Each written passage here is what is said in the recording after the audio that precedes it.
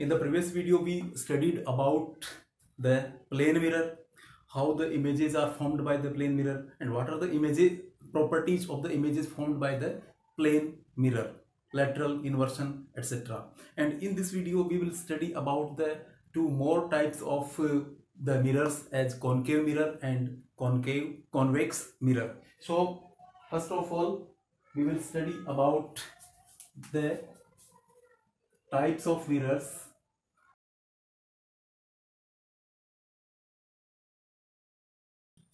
Concave mirrors.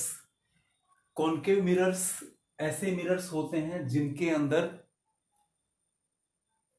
Reflecting surface है वो अंदर की साइड में बल्ज्ड होती है या डिप्रेस्ड होती है। अगर ऐसी सरफेस रिफ्लेक्टिंग सरफेस के रूप में काम करती है तो हम उसको कहते हैं कॉनकेव मिरर।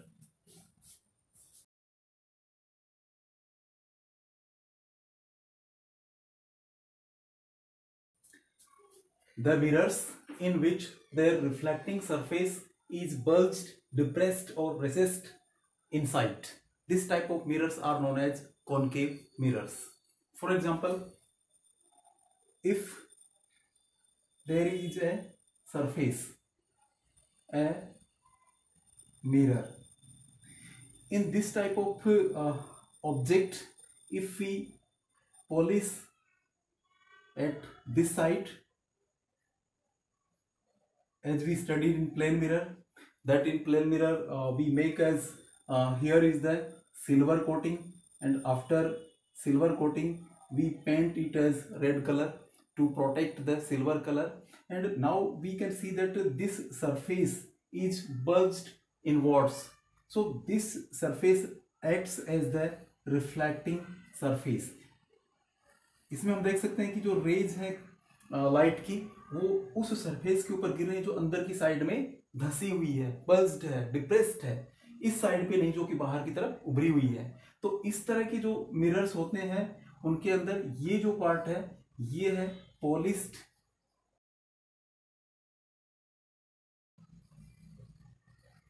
इसमें हम देखते हैं कि ये जो बाहर की तरफ उभरी हुई है इसके ऊपर हमने पॉलिश कर रखी है, इसको हार्ड बना रखा है, इसके ऊपर कोटिंग कर रखी है सिल्वर की एंड पेंट की, एंड इसकी दूसरे वाली जो साइड है ये जो सरफेस है इसके ऊपर लाइट गिरेगी और लाइट है वो रिफ्लेक्ट होगी। तो इस तरह से रिफ्लेक्टिंग सरफेस या रिफ्लेक्टिव सरफेस के रूप में वो सरफेस काम करेगी जो कि अंदर की साइड में धसी हुई है, डिप्रेस्ड है, रेसिस्ट है या अंदर की साइड में बल्ज्ड है। तो इस तरह के जो मिरर्स होते हैं हम उनको कहते हैं concave mirrors.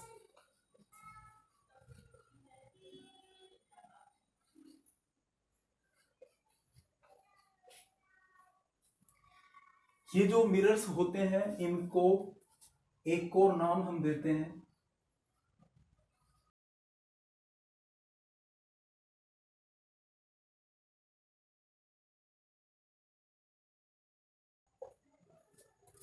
It means in mirrors को हम एक और नाम देते हैं कि कॉनकेव मिरर के साथ साथ में हम इनको कन्वर्जिंग मिरर्स भी कहते हैं। क्यों कहते हैं?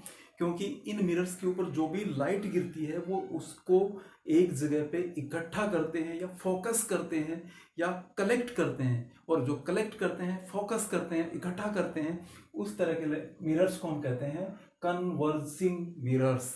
जैसे ये जो सरफेस है, पीछे वाली सरफेस को हमने पॉलिश कर रखा है और ये वाली जो सरफेस वो रिफ्लेक्टिंग सरफेस के रूप में काम कर रही है, और इसके ऊपर जो रे ऑफ लाइट्स गिरती हैं उन रे ऑफ लाइट्स को ये क्या करता है, फैलाने की बजाय एक जगह इकट्ठा करता है।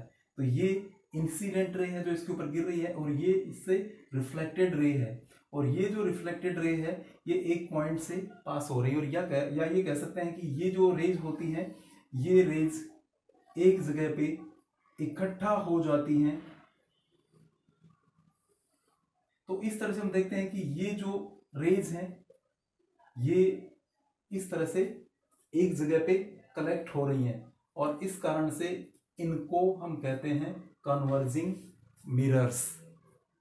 ये जो मिरर्स होते हैं कॉनकेव मिरर्स, इनसे रिलेटेड कुछ और टर्म्स है जिनको हमें जानना है, और वो टर्म्स हम इस तरह से देखेंगे कि ये एक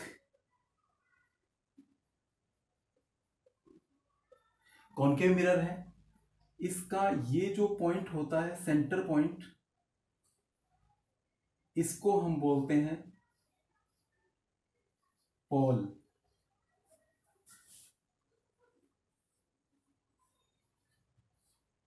जिसको हम डिनोट करते हैं P से।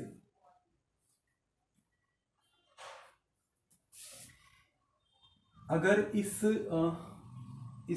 इनको हम स्फेरिकल मिरर्स भी बोलते हैं, और वो इसलिए बोलते हैं क्योंकि अगर इनकी जो कट सरफेसेस हैं उनको अगर हम आगे की तरफ बढ़ाते हैं तो हमें ऐसा लगता है कि ये एक स्फीयर का टूटा हुआ पार्ट है जो यहाँ से लेकर के यहाँ तक है, और ये पूरे स्फीयर का पार्ट, इसी कारण से हम इनको स्फेरिकल मिरर्स भी कहते हैं। जैसे हम पहले भी पढ़ चुके हैं इस चीज को कि इन्हीं को हम स्फेरिकल मिरर्स भी कहते हैं। कॉनकेव मिरर को भी और कॉन्वेक्स मिरर को भी हम स्फेरिकल मिरर्स भी कहते हैं, क्योंकि अगर इनकी कट सरफेसेस को अगर हम आगे बढ़ाते हैं इमेजिनरी, तो उस केस में हमें ऐसा लगता है कि ये किसी एक बड़े से स्फीयर का पार्ट है, और इसी कारण से हम इनको स्फेरिकल मिरर्स भी कहते हैं।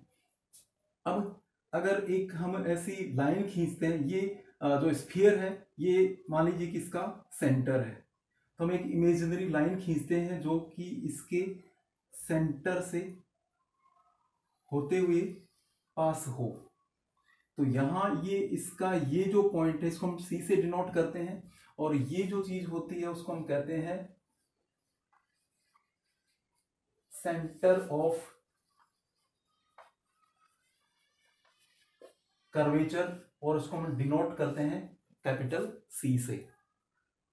तो ये सेंटर ऑफ कर्वेचर इसका सेंटर है स्फीयर का, और इसी के साथ में हम ये जानते हैं कि ये जो सरफेस है वो किस तरह से काम कर रही है,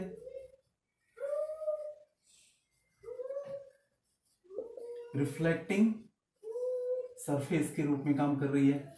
ये जो इसकी सरफेस है ये है इसकी पॉलिश्ड सरफेस है, और इसी के साथ हम ये भी जानते हैं कि इससे लाइट है वो पास नहीं हो सकती है, वापस रिफ्लेक्ट होती है।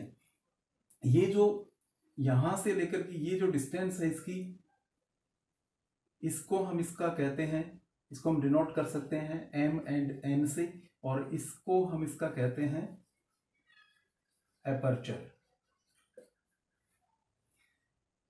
यहां पे हम देखते हैं कि यहां से लेकर के यहां तक की जो डिस्टेंस होती है किसी भी सर्कल में या स्फीयर में, उसको हम कहते हैं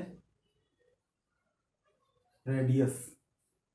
यहां हम इसको डिनोट करते हैं, किस तरह से हम इसको बताते हैं, ये है रेडियस ऑफ कर्वेचर, और इस रेडियस ऑफ कर्वेचर को हम डिनोट करते हैं कैपिटल R से। तो this is the radius of the circle, radius of the sphere, that is known as radius of curvature, that is denoted as R। इन दोनों के जस्ट हाफ डिस्टेंस के ऊपर एक पॉइंट है जिसको हम कहते हैं फोकस, और इसको हम डिनोट करते हैं F से। इसको हम कहते हैं इसका फोकस, और इसको हम डिनोट करते हैं F से। तो focus is the half distance, यानी इसको हम कह सकते हैं कि focus equals to R/2। It means radius का जो हाफ है वो इसका क्या है, फोकस है। या इसको हम ये भी कह सकते हैं कि ये एक्चुअली ये जो पॉइंट है इसको हम फोकस के साथ साथ में एक और नाम देते हैं जो कि ज्यादा सुटेबल है, और वो है इसकी फोकल लेंथ, जो कि इसके रेडियस की जस्ट हाफ होती है, और उसको हम फोकल लेंथ, और इस तरह से हम उसको डिनोट करते हैं। अब इसी के साथ में ये जो इमेजिनरी लाइन हमने खींची है जो कि C से F से और पोल से पास होते हुए गुजर रही है, इस लाइन को हम कहते हैं principal axis.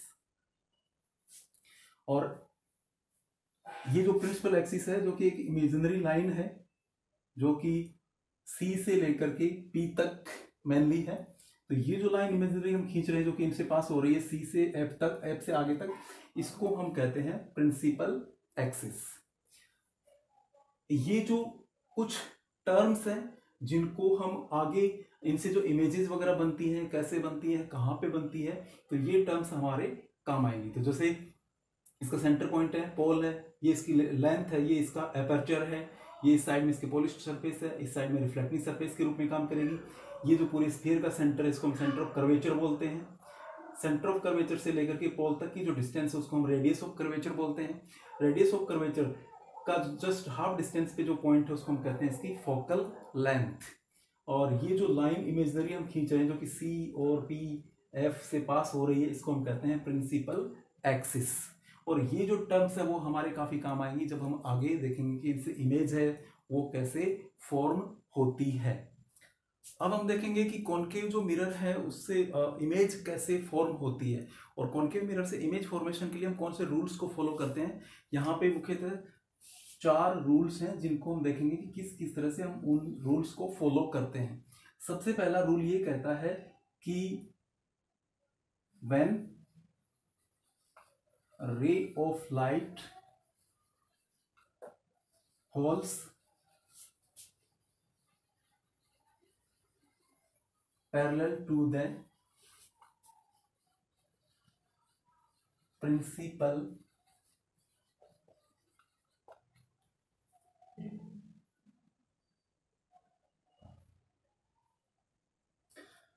ray of light falls parallel to the principal axis. After that it will be reflected. Then after reflection it passes through the focus. अब हम इसको देखेंगे किस तरह से ये होगे। ये इसकी पॉलिश्ड सरफेस है, ये इसकी रिफ्लेक्टिंग सरफेस है अंदर की साइड में जो धसी हुई है अंदर की साइड में। ये इसका सेंटर पॉइंट मान लेते हैं, ये एक इमेजिनरी लाइन हम खींचते हैं, ये इसका फोकस, ये इसका सेंटर ऑफ कर्वेचर और ये इसका पोल। और ये जो इमेजिनरी लाइन है इसको हम कहते हैं इसका प्रिंसिपल एक्सिस। रूल क्या कहता है कि ray of light falls parallel to the principal axis. तो ये जो प्रिंसिपल एक्सिस है इसके पैरेलल चलती हुई अगर कोई रे है वो इंसिडेंट हो रही है कॉनकेव मिरर पे, तो ये जो रे ऑफ लाइट है जो कि पैरेलल इसके ऊपर इंसिडेंट हो रही है, तो ये जो इंसिडेंट रे है वो रिफ्लेक्ट होगी, और रिफ्लेक्ट होकर के कहाँ से पास होगी। इसके लिए बहुत एक सिंपल सा फॉर्मूला हम लेते हैं कि ये जो सेंटर ऑफ कर्वेचर है और ये पॉइंट ऑफ इंसिडेंस है, इन दोनों को मिलाते हुए हम एक लाइन खींचते हैं और इस लाइन को हम मान लेते हैं नॉर्मल। और इस नॉर्मल से हम जानते हैं कि इंसिडेंट जो रे जो एंगल बनाती है उसको हम कहते हैं एंगल ऑफ इंसिडेंस। और सेम ही एंगल के ऊपर ये रिफ्लेक्ट होगी और रिफ्लेक्ट होकर के इस तरह से पास हो जाएगी, बाहर निकल जाएगी, या कह सकते हैं कि ये इस तरह से रिफ्लेक्ट हो जाएगी। तो रिफ्लेक्टिंग सरफेस है वो after reflection it passes through the focus. तो यहां हम देख रहे हैं कि ये जो एंगल है वो क्या है, एंगल ऑफ रिफ्लेक्शन है। और इस तरह से एंगल ऑफ रिफ्लेक्शन और एंगल ऑफ इंसिडेंस दोनों सेम है। और इस तरह से हम देखते हैं कि ये जो रे है वो रिफ्लेक्शन के बाद में फोकस से पास होते हुए पास होती है। और इसी को हम कहते हैं first rule that is followed while we form the images by the concave mirror. Second rule,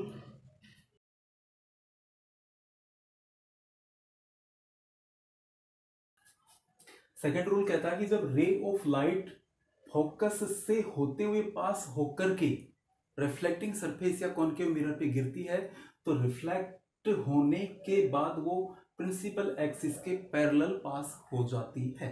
इसको हम देखेंगे, इलस्ट्रेट करेंगे कि किस तरह से है।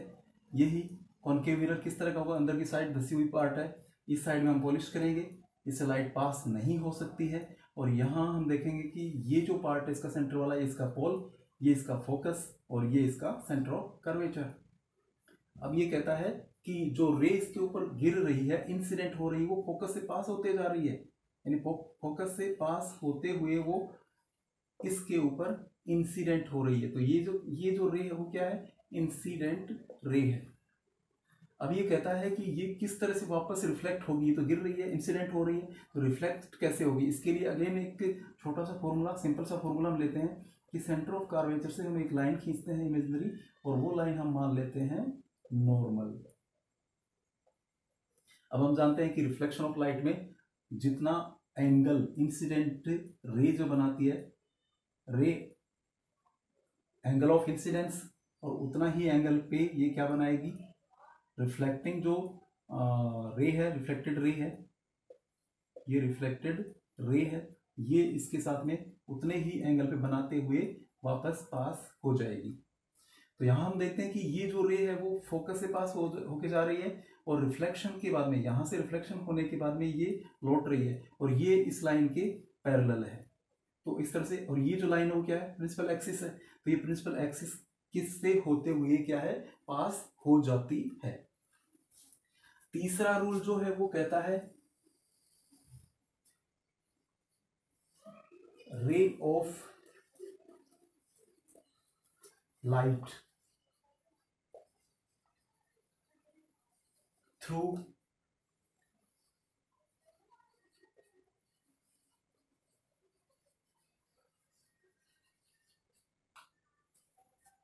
रे of light through centre of curvature.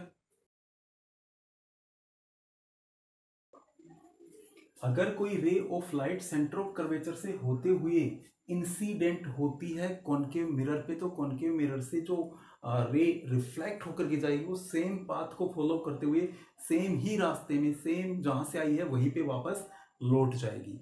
अब हम इसको इलस्ट्रेट करके देखते हैं।